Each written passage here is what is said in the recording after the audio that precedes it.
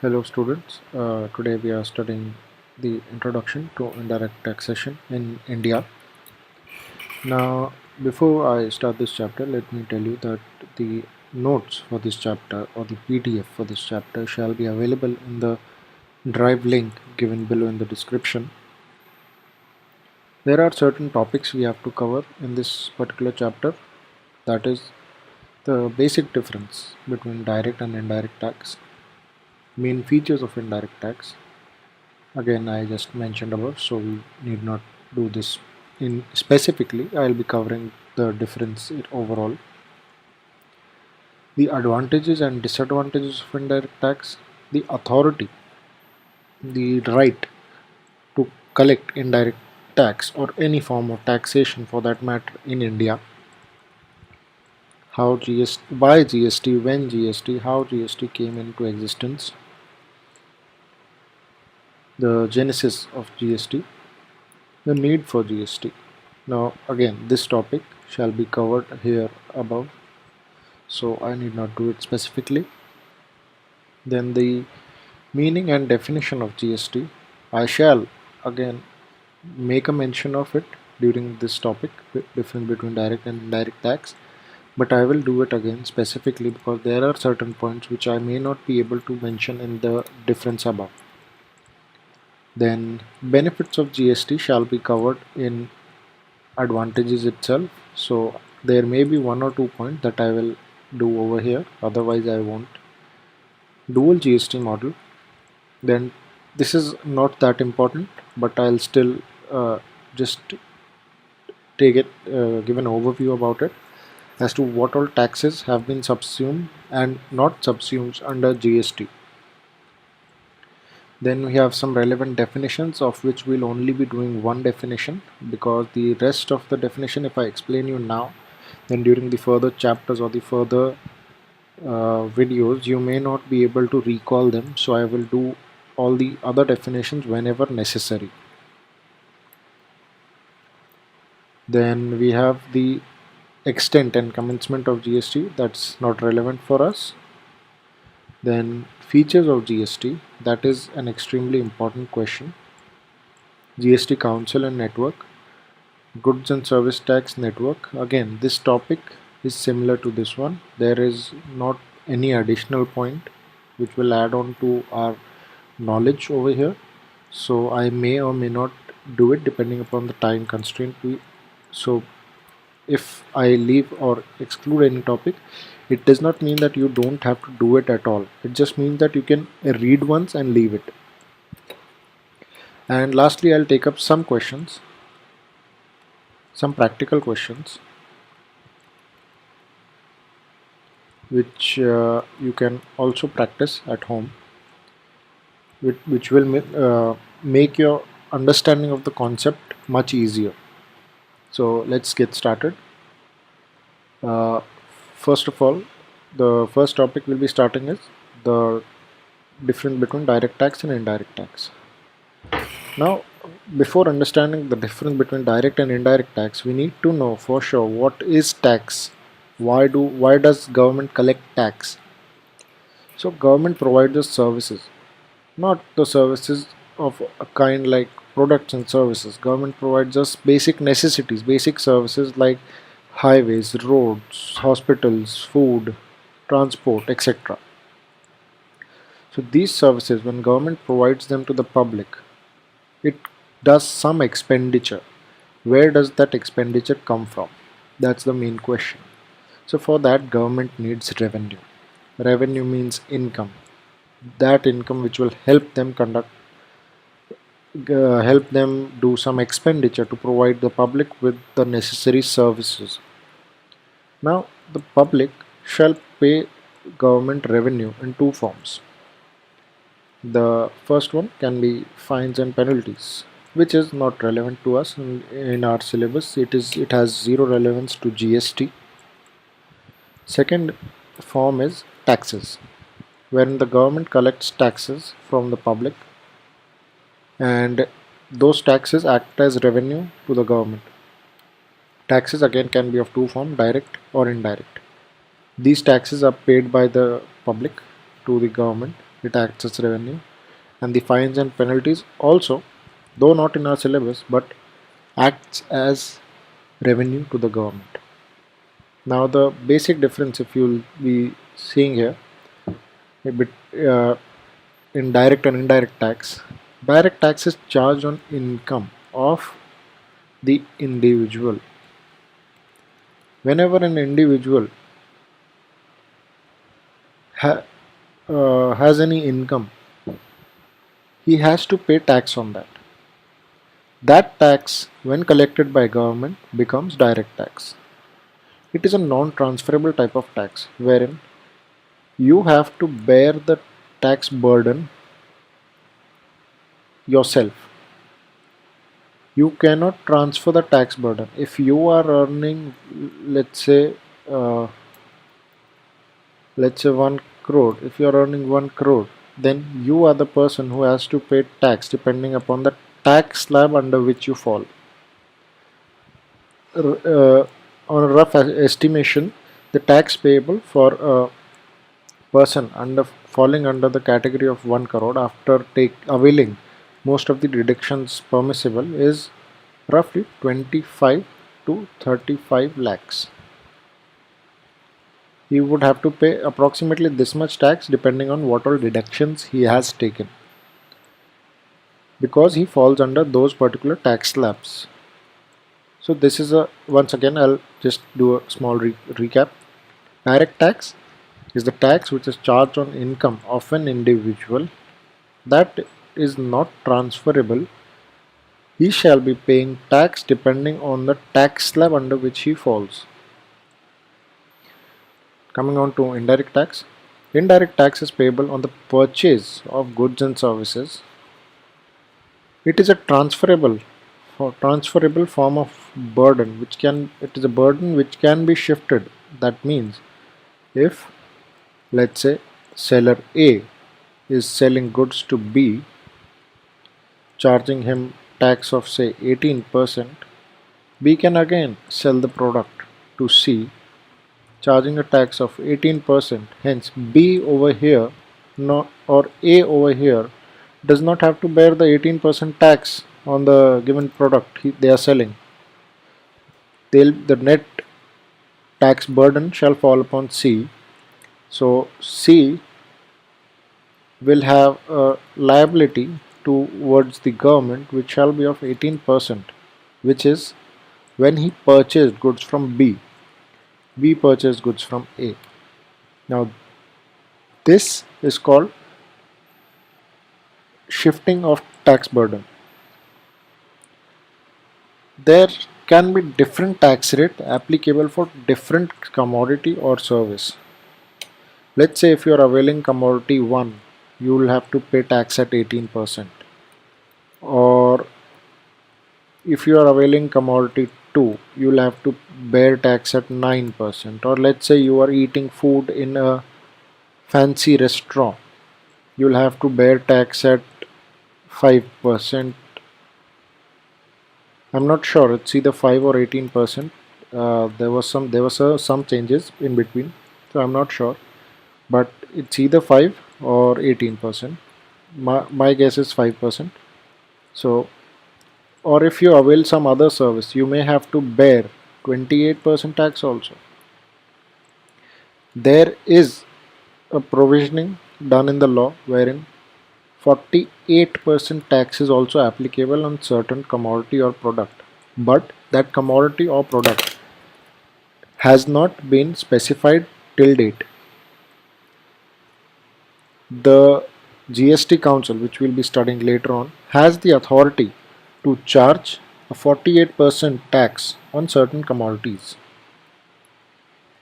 So I told you the difference between direct tax and indirect tax. Just a quick uh, reading we'll do. Direct tax is a type of tax where the incidence or the impact of taxation falls on the same person, same entity, same person, same individual. Whereas indirect tax, it is a type of tax wherein incidence or impact of taxation does not fall on the same person or entity. Now coming on to the main features of indirect taxation. We shall not do this. We shall do a reading or understanding of the features during the advantages and disadvantages. Once we are able to understand the advantages or disadvantages, we'll be easily able to understand this. Now I already told you the difference between these two. The basic difference is what is given over here. If you want, I'll just clear this out.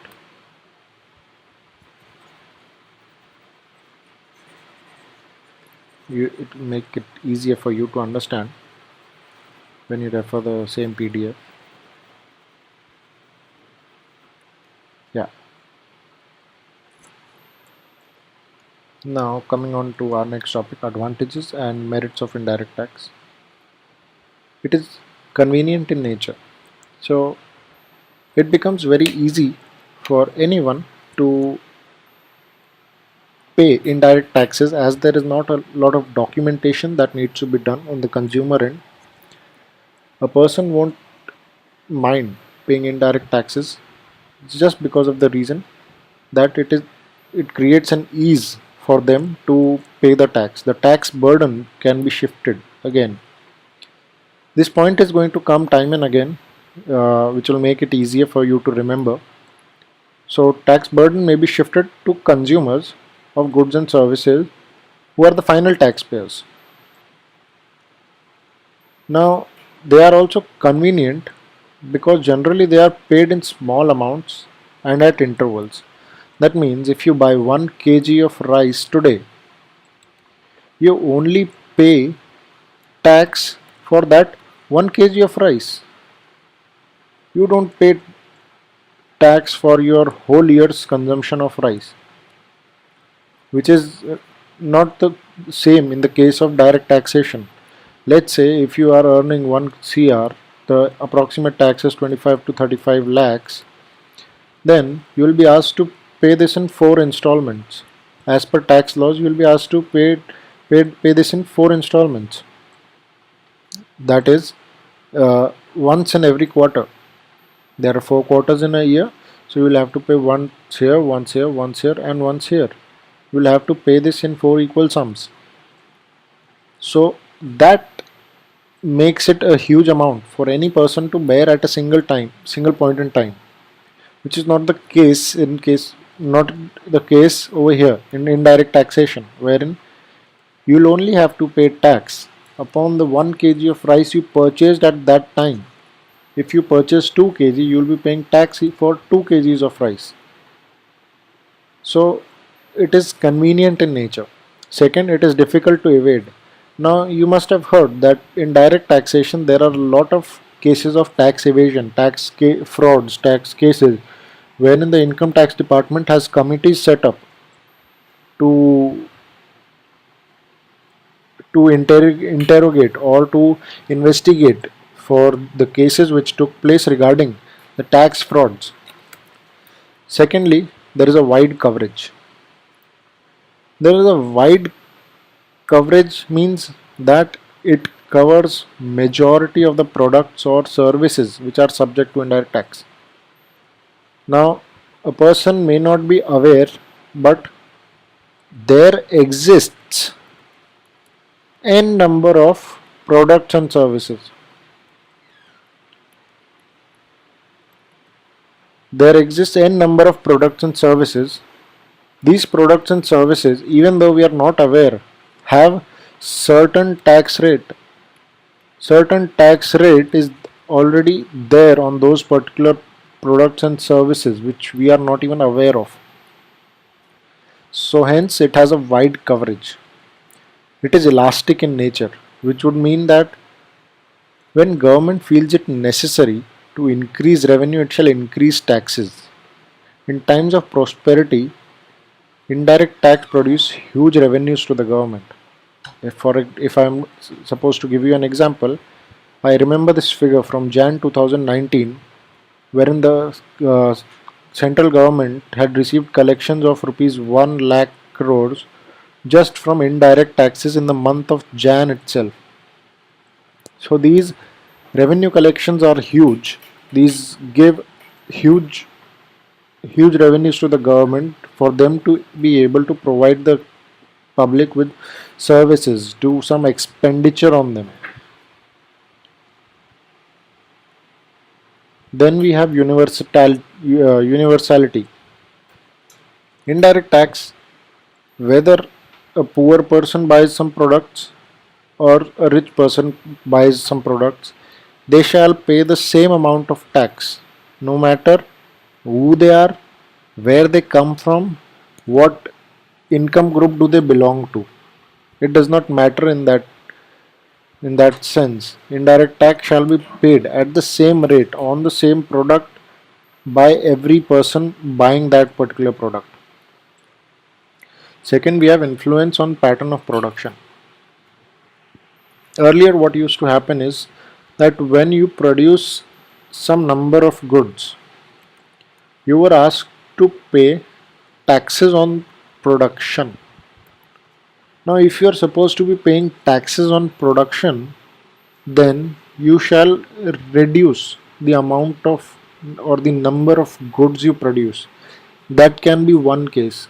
Or second, you or second, what used to happen was there was a classification as to what kind of goods you are producing: necessity or luxury. If you are producing necessity, the tax rate would be less or zero, and luxury, the tax rate would be high.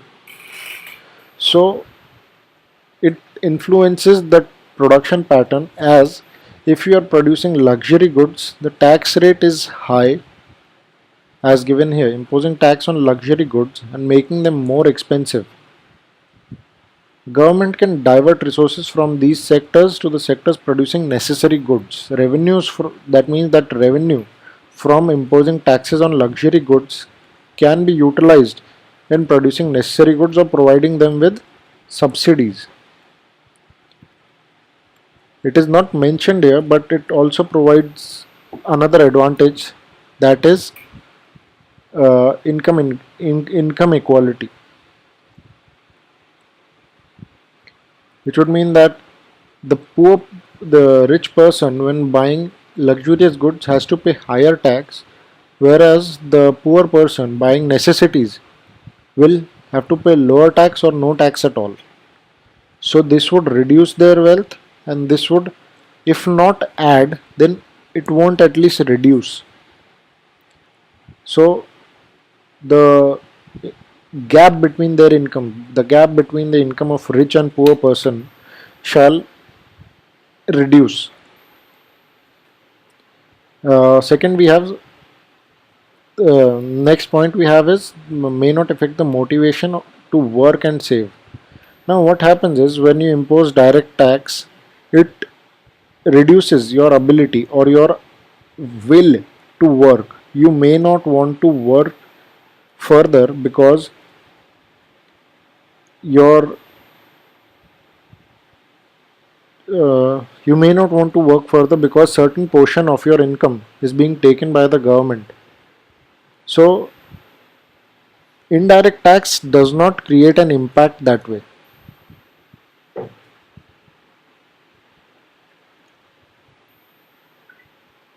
Next point we have is social welfare. Social welfare means when the government will shall receive revenue, it shall offer services or uh, necessary services. It shall do some expenditure towards social welfare. And the last point we have is flexibility and buoyancy. Now you'll have to clearly read and try to understand what's going on here. Indirect taxable taxes are more flexible and buoyant. Flexibility is the ability of tax system to generate proportionately higher tax revenue with the change in tax base. Buoyancy is a wider concept as it involves the ability of tax system to generate proportionately high tax revenues with change in tax base.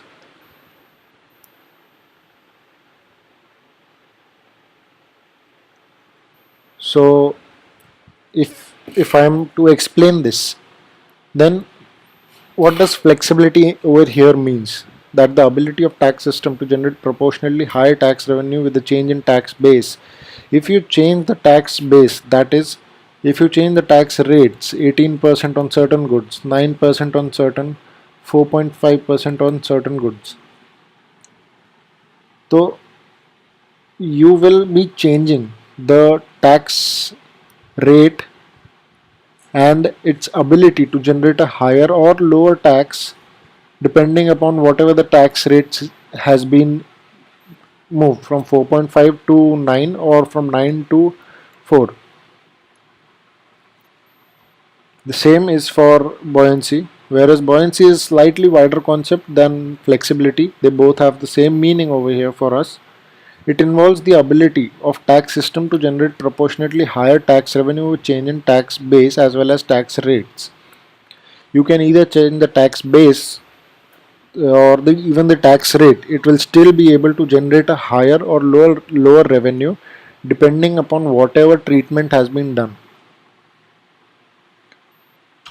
Next we would be studying about disadvantages or demerits of indirect tax.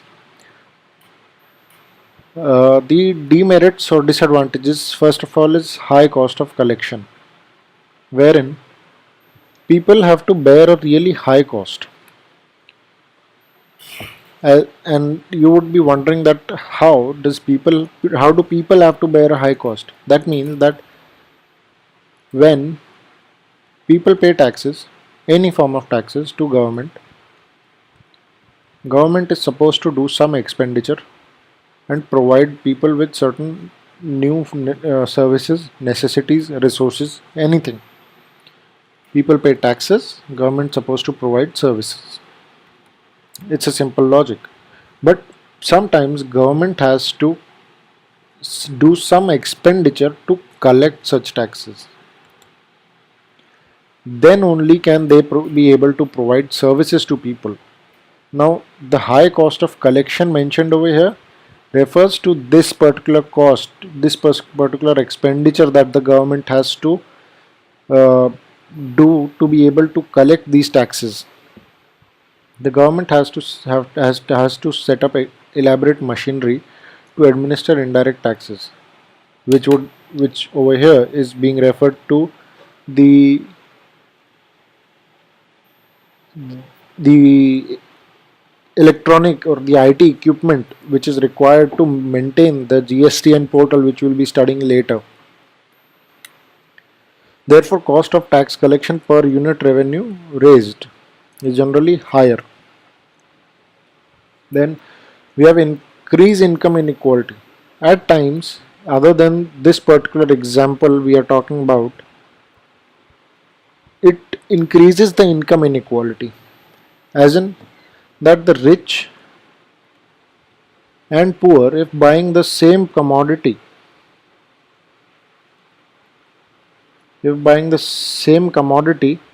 have to pay the same tax. If that weren't the case, it would definitely not promote such thing.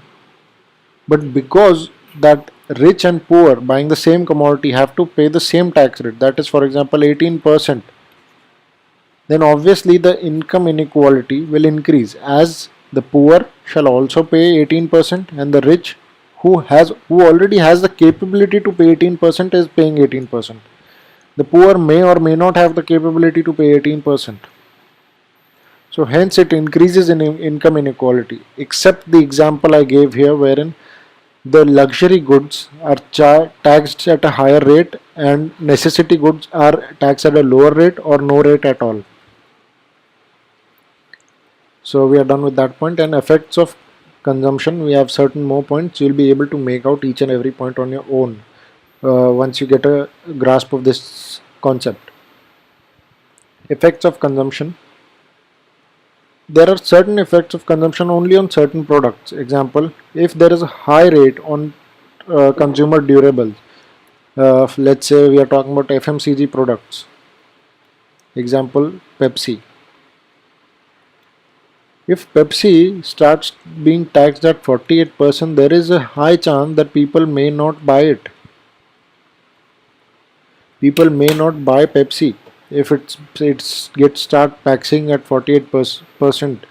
So the government over here has control as to the demand for products. It means that if the government wishes to increase demand of certain product, it may reduce tax. If it wants to reduce the demand of certain product, it shall increase tax.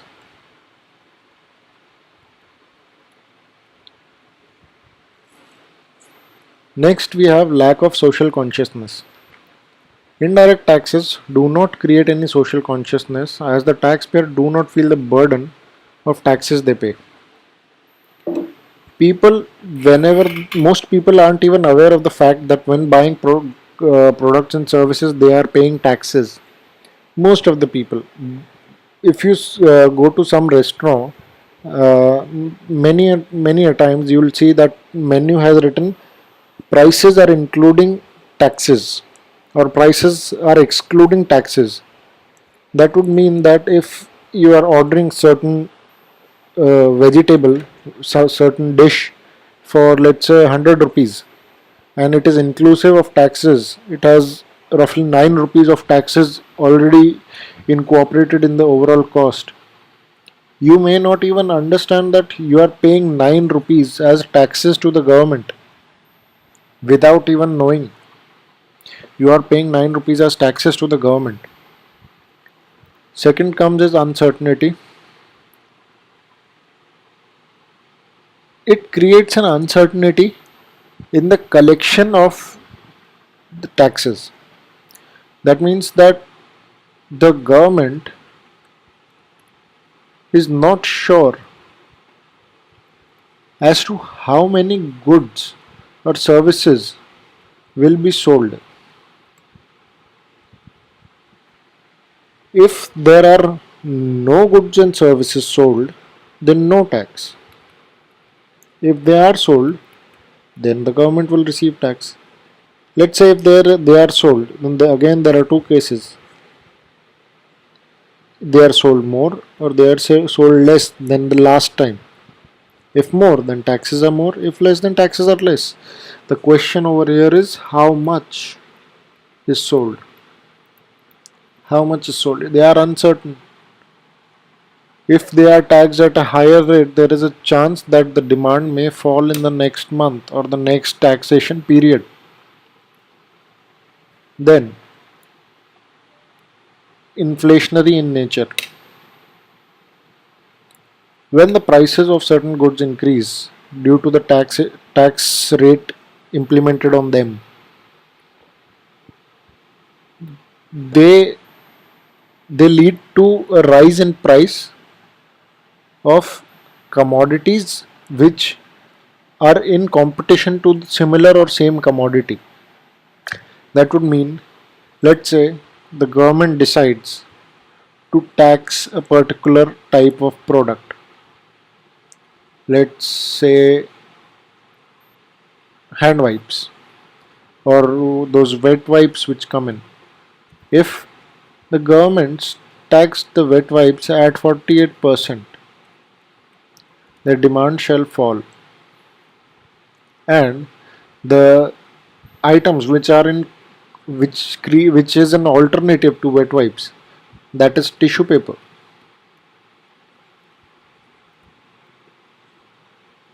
their tax rate remains same, their demand shall rise. And we know the law in economics that if the demand rises and the supply is same or less, the prices shall rise. That would mean that if the prices rise, it creates an inflation scenario in the country. So this to avoid this kind of inflation scenario, the government shall reduce the taxes on essential items. Essential items consider of mostly products of daily need.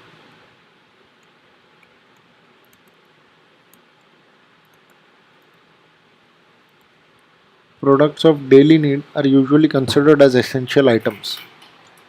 Then earlier we read that the possibility of tax evasion is less over here, but even though less, there is still some possibility of tax evasion. That means if you go to a local kirana store, there is a chance he may not generate a bill for it. No bill. If there is no bill, then there is no GST or no tax for that matter. If you are not paying tax, that would mean that the potential revenue for government is lost, which is the basic meaning of tax evasion. So these were the advantages and disadvantages in general of indirect taxes. Now we'll take up the authority of taxes in India. I have a chart prepared for it, a small chart. The right to collect tax is given by the Constitution under Schedule 7, Article 246, under three lists, List 1, 2, and 3, wherein List 1 belongs to the rights given to the central government, the laws which the central government can create or govern. Second, List 2 that belongs to the state, which clarifies the laws or regulations which the state government can create and regulate. And lastly, the list 3 is a concurrent list which shall be governed by both, wherein both the state and the parliament have certain right to not only implement but to even modify. Now, the concurrent list does not specify anything regarding taxation. That would mean that the concurrent list does not give power either to the state or to the center the power to tax. The power to tax is given to the center and state in their individual list but not in the concurrent list. This is important to understand because many a times what happens is different kinds of taxes are implemented by center and state. If the state is exercising some certain kind of tax and the center is exercising some other kind of tax, if they were both in the concurrent list, let's say tax A, tax B, if they were both allowed to tax under concurrent list, then there was a great chance that they both would either be applying only A or only B. They won't be allowed to tax both. I'm not sure if you are able to understand this, but I'll try to explain it once again. That center is by list 1 is allowed to tax A. It is a particular type of tax A, and state is given the tax B. If I repeat, if the case were that they were both allowed to tax under concurrent list, then they would only have the opportunity to tax either A or either B, but not both. That is the problem with that is the reason why they both are individually given right to tax but not together. If given together, there is a possibility that some potential revenue to the government may be lost. We are not going to read it from here. I have explained it in the chart below. Just this date is important because it forms an objective type of question. That the introduction of GST in India was done on 1st July 2017. Also, if you can read this once. In my knowledge, it does not hold any essential impact on the study material per se, but for general knowledge purposes, if you wish to read, you can. We have some questions for some points for why we need GST in India and need. So there are 5 points. It is simple, as I mentioned you earlier in the advantages section. The very first point, that is convenient. Second, revenue will increase, like I again explained. In January 2008, there was 1 lakh crores of revenue to the government. Competitive pricing, due to the income of GST in the economy, there is going to be a price war amongst sellers. Sellers will have price wars, wherein whoever has the lowest price will have the least impact of that standard 18% GST and will sell at the lowest price to the consumers, creating a competitive pricing. Then a boost to exports. Now, in the GST law, exports are not taxed. In general, most economies do not tax exports under any tax regime. Reason being, the more the number of export, the higher is the foreign exchange coming in the country. When the foreign exchange comes into the country, foreign currency comes into the country, the foreign exchange reserves grow. The more the foreign exchange reserves grow, the higher becomes the capability or the capacity to which the central government or the central bank is allowed to print currency. Lastly, we have cascading effect. Now, cascading effect I will again like to explain with an example. Earlier, what used to happen is if you are manufacturing good A, which goes through three processes, 1, 2, and 3 processes, then you'll have to pay a tax for manufacturing that particular product through that particular process.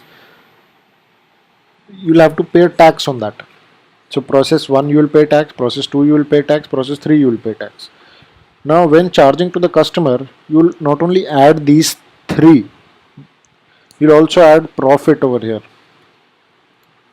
You'll add your own cost for the three process, you'll add your own taxes for the three process, plus you'll charge profit to the customer. And when you sell to the customer will also have to pay indirect tax, that is directly impacted GST. The customer will have to pay these taxes, the customer will have to pay the ongoing tax regime which is followed in the country. So the customer pays tax on tax, tax on tax, another tax on tax. This is called cascading effect. Now the coming in of GST eliminates cascading effect, because this tax and this tax get subsumed in GST. That means that the customer shall only pay GST and not any other tax.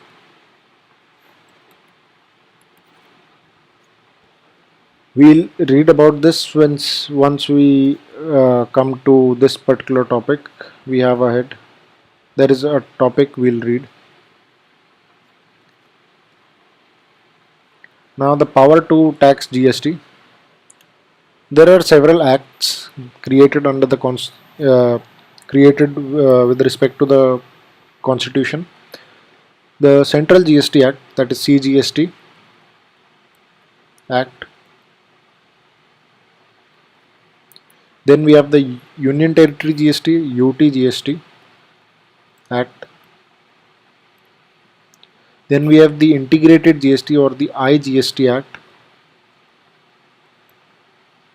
Lastly, we have the GST compensation to the states or the individual states GST Act. Each and every state has an act for themselves. When charged, it is also referred to as SGST. I'm not writing act because I specifically said that when charged, it is written as SGST.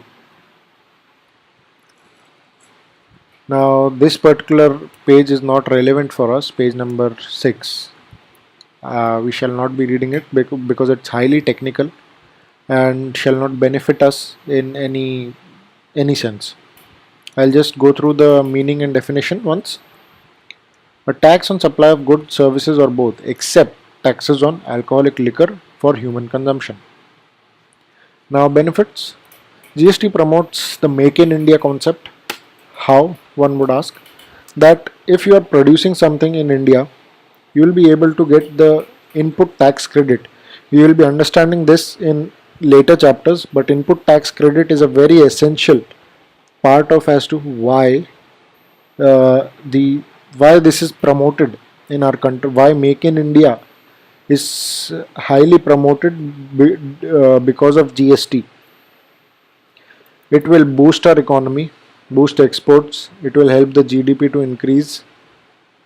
Then a uniform pattern in the SGST and IGST rate would eliminate the tax evasion, and the average tax burden will overall come down. If people are honestly paying taxes, honestly bills are being created, then the revenue of 1 lakh crore, which was seen in Jan 2019, shall almost double very easily. If the bills and receipts are being generated as per the laws, ease of doing business. Now, due to the simple tax regime, there are fewer exemptions. Simple tax regime with fewer exemptions, it creates an ease for people to now start doing businesses. Now, if you see people whose annual revenue is less than rupees 40 lakhs do not even have to register for GST. This makes it easier for for people to start new businesses. It gives a boost to economy. It increases GST, GDP. Due to the lesser investment of resources in maintenance of records for GST. Earlier, for when there was other forms of taxes like sales tax or other taxes, you would have to maintain huge records, because there used to be a process which was called scrutiny. Now scrutiny was done by the tax departments, to avoid evasion. Now with income of coming in of GST, you can easily maintain simplified records. You can maintain simplified records, which requires lesser investment. Now you can all read these points once. It is not that much essential. The dual GST model over here, this is what forms for us prime importance. Where like I will explain this to you with an example. I will just directly take an example with you. I will create one example for you. So let's say we have Mr. A, Mr. B, Mr. C. Mr. C is from Delhi. Mr. A is from Maharashtra.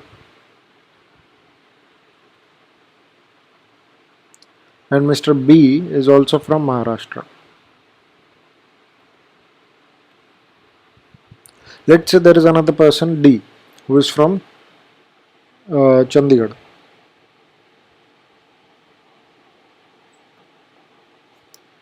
Now, Mr. A is a seller and the rest are all buyers. Mr. A sells goods to Mr. B, Mr. D, and even Mr. C. When he will collect taxes from all of them, they shall be named differently for the ease of calculation.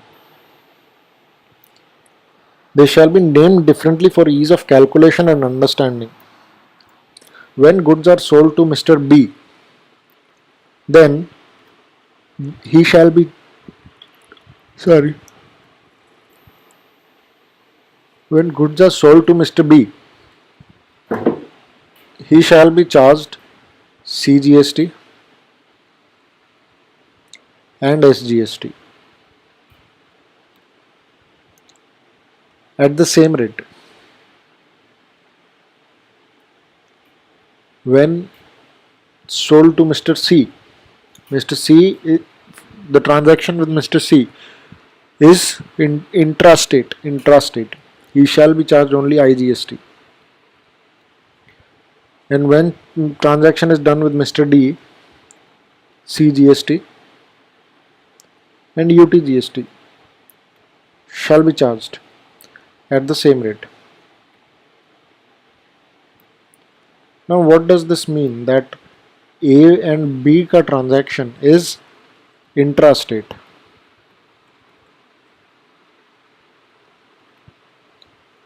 A and C's transaction is interstate. A and D's transaction is also interstate, but in a union territory.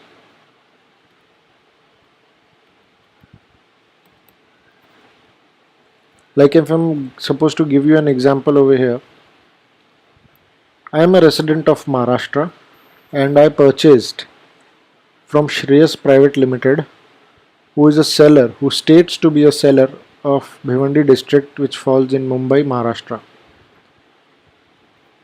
Now, as per this, he shall only charge me, he shall charge me with being a person from the same state, Maharashtra, CGST and SGST, which is exactly the case over here. He has charged me CGST and SGST. He has, though, he has mentioned a column for UTGST, but none of us, being a party belonging to a union territory, he has only charged CGST and SGST both at the very same rate. So the taxable value plus the CGST plus SGST is the gross amount which I will be paying. That is the grand total which I will be paying to the person I am buying the product from.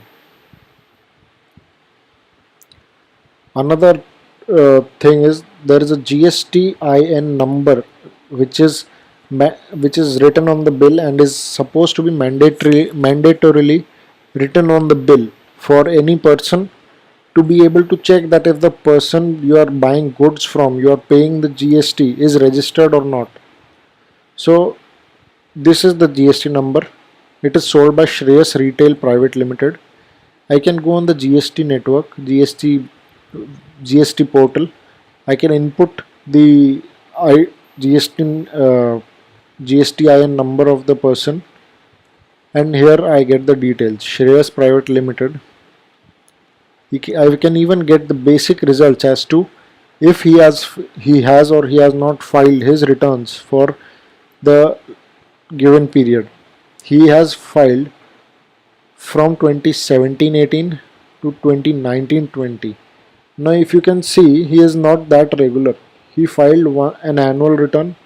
At least what the history shows here, the case may be different because the GST portal, even though advanced, is still under construction. Still not all the records have been published correctly, because GST being a new concept in India, there are still several cases under the old tax regime, that is the sales and other forms of taxation, still several pending cases, due to which the department may not be able to give 100% of their attention, their time to the GST network. So he has paid once annually, 2019-20 Feb, that is different forms on different dates. Then again 19-20 Jan, different forms, different dates he has filed. So if not overall record, at least the basic records are made available for this particular seller. Continuing to our topic. So if I am supposed to go through this once, we have CGST, we have SGST. CGST is charged and given to the center. SGST is charged and given to the state. IGST is charged and divided equally between the states between whom this transaction has taken place. Let's say If we are talking about Maharashtra and Delhi, IGST was charged at IGST shall be charged only single amount, let's say at 18%. Then this 18% shall be further divided between Maharashtra and Delhi equally. By whom? By the center. The center shall equally divide between Maharashtra and Delhi this 18% which it has collected in the name of IGST. So any interstate transaction, the primary recipient of the amount shall be the central government, but it is the central government's responsibility to pay out this given amount to individual states between whom the transaction actually took place. Next we have UTGST. UTGST is similar to SGST, just instead of the state as a whole, it is considering only the union territory, and there are five union territories in India, that is Andaman and Nicobar Islands, Dadar and Nagar Haveli, Chandigarh, Lakshadweep, Daman and Diu. Then, as I specified earlier, that imports shall be treated as interstate supply. That means only IGST shall be chargeable on imports of goods. And lastly, we have, this is an important point, exports are zero rated, wherein I specified earlier, whenever you export goods, no tax shall be charged.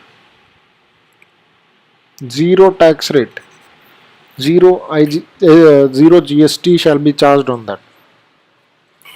Seeing our next topic, it is fairly easy. Our next topic, tax is subsumed in GST. These are on the left, we have the taxes which the center used to levy, and on the right we have the taxes levied by the state. If you see that the central excise duty, additional excise duty, service tax, excise duty under Medicinal and Toilet Preparation Act, CVD and special CVD, central sales, and other taxes under this also, under state also, VAT, sales tax, luxury tax on advertisement, purchase tax, etc. These are now subsumed under GST and shall not be chargeable separately. Then this topic does not hold any relevance to us, the definitions, because I will be explaining each and every definition again when it is relevant for us to understand those definitions. Except one definition, that is reverse charge mechanism. Reverse charge, before I am able to explain anything, under reverse charge I need to explain what does normal or the forward charge would mean. When A sells goods to B, he receives payment, and their payment forms has two components. One, the 1 lakh worth of goods he sold plus the 18% GST. Now it is A's responsibility to pay the 18% GST to the government. This is the normal way, or forward charge for what you call it, wherein the seller himself pays the tax collected to the government. Talking about reverse charge, A shall sell goods of worth 1 lakh to B. B shall make payment which shall only have one component, that is the primary payment of 1 lakh. B himself shall be liable to pay GST of 18% to the government. He shall not pay the 18% GST to A. Instead, he will directly be paying the GST to government. Rest, we don't have any other definition to be studied. Features of GST, if you read, I have already done these earlier somewhere or the other. It is a destination based tax. If you see my example over here, depending on the destination, either Maharashtra, Delhi or Chandigarh, the type of tax varies: CGST, SGST, IGST or even UTGST. It is a destination based tax. Depending on where you are buying or selling the goods, the type of GST may vary. The dual GST concept I explained, which also has a IGST forming part of it. Import of goods does not have any GST, has IGST applicable to it. Export does not have any GST applicable to it. Import of services would be treated as interstate supply. Then GST has five specific petroleum products which are currently not taxed under GST but are awaited applicability date or notification from the GST and GST Council, like petroleum crude, high speed diesel, motor spirit commonly known as petrol, natural gas, aviation turbine fuel. So majorly all kinds of petroleum products are overall included in this. Then tobacco and tobacco products are part of GST. Plus the center is allowed to charge central excise duty also upon that. This limit I have marked here, but we'll be reading again in further chapters. You may read it once, but it is not necessary as of now. Further chapters. Then we don't have any other relevant point over here for me to explain other than GST Council and GST Network. Now GST Council is the basic committee who is in charge of forming laws and regulations, amending laws and regulations, discussion and deciding the rates as chargeable and everything that forms part of GST. This is the committee that is responsible for doing so. The members of this committee are the Finance Minister of India, the Union Minister of State in charge of Revenue and Finance as a member, the Minister in charge of Finance, or which is nominated by the state government. Each state government shall nominate a minister for finance who shall be looking over who shall form part of the GST Council. So overall there are 1, 2, and then each member from each state, that is 29 states, 5 union territories, that makes it 34 plus 2, hence 36 members. So out of these, the finance minister is the chairperson of the committee.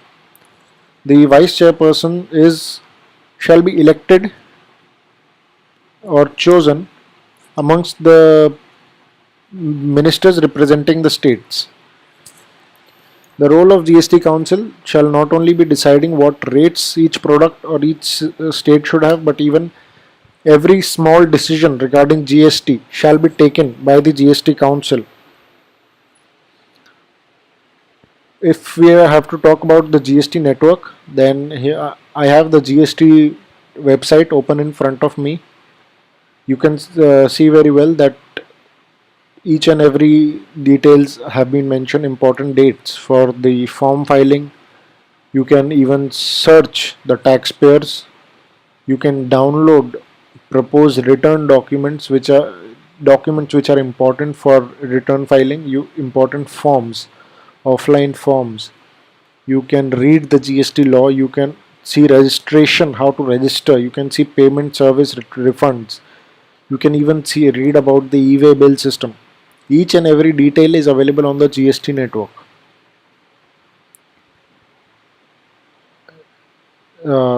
As I showed you the GST website, I am not going to be reading that part out. I will just briefly explain you about the functions of GSTN, that is the GST network. Facilitating registration. Here, registration, new registration, or even track applications. Then we have filing of returns. You can see if once you log in, you can file your documents, or if you see, you can have your forms which are required for filing the documents, filing returns.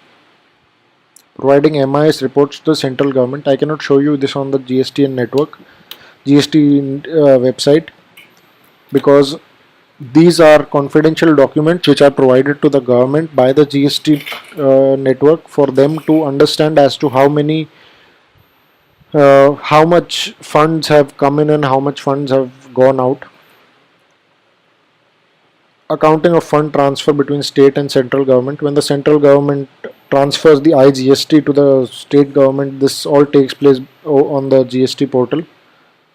Matching of tax payment with authorized banks, that if let's say I make a payment to the bank regarding my GST payment, the GST network shall authorize and match that payment with the bank. Running the matching engine for matching reversal and reclaim of input tax credit.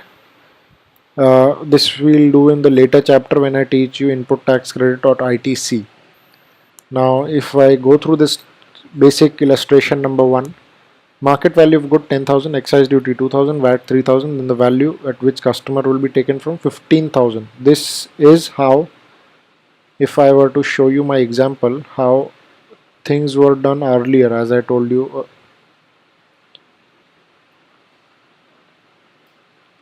Yeah, cascading effect, which I told you, that you'll have to pay excise duty, you have to pay another tax, you have to pay another tax, then customer pays this tax, then the net amount payable to the customer is what we see here, 15,000. But under GST, what happens is only GST will be charged and added to the value of goods. For example, value 10,000, GST 12%, 1,200, and hence 11,200. This significantly reduces the value of the same goods being sold.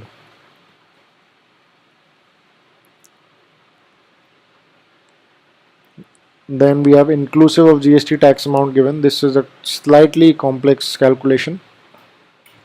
Mr. Ram of Karnataka supplies television to Mr. Rohan in Karnataka. The television price is inclusive of GST at 20%.